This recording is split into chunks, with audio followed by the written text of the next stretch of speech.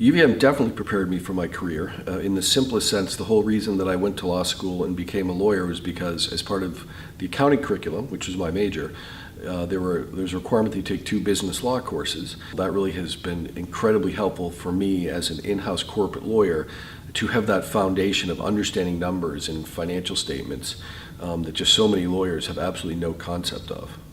The biggest leadership lesson that I've learned in my career that I still have carried on to this day is it's very important to own the message.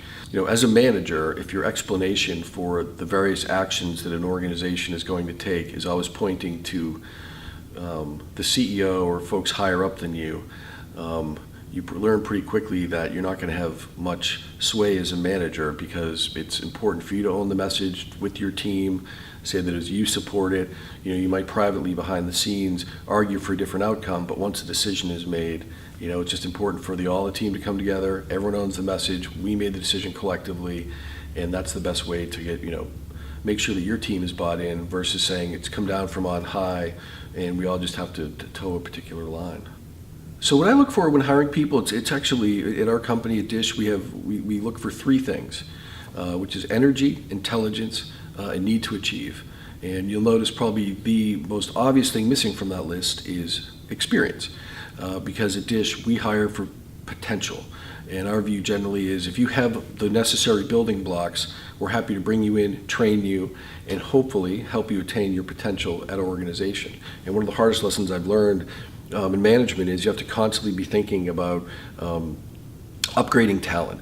That if people aren't successful in their current role, can you find a role that is something that they can do? Because not everybody can do everything. Is there something else they can do? But and perhaps more, importantly, is there someone else who can do that role better? Because there's only so many spots you can have on a team, and the goal is to have all high performers. You're not stuck with the team that you got. You have to constantly be assessing it, analyzing it, helping people reach their potential. But if ultimately someone's not a good fit, making the hard decision to actually upgrade that slot and bring in someone who can do it. Because if everyone is a high performer, the team will ultimately achieve their goals. With respect to the favorite parts of my job, the thing I enjoy the most is mentoring our junior attorneys and our junior staff members. And I will say there's nothing more satisfying in life, perhaps other than witnessing the same with your children, but seeing someone in their career, having their judgment mature and grow. And someone sometimes will come to you with an answer to a question, and you almost look them in the eye and say, did you come up with that on your own? And when they say yes, it's just the happiest moment you can experience, because it's someone who has actually put in the time, the effort, learned, studied, and now has this level of judgment that you never would have expected, but they surprise you. And that, to me, is the most satisfying part of my job, and it's absolutely the favorite part.